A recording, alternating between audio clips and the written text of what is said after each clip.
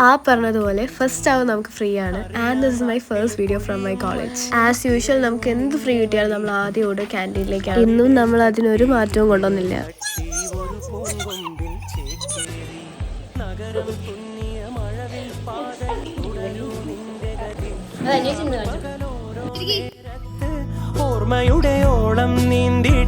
College ഒരു കാട്ടിലല്ലേ എന്ന് ചോദിക്കുന്നവരോട് നമ്മുടെ കോളേജിൽ ഇത്രയും പ്രകൃതി രമണീയമായ കാഴ്ചകളൊക്കെ ഉണ്ട്.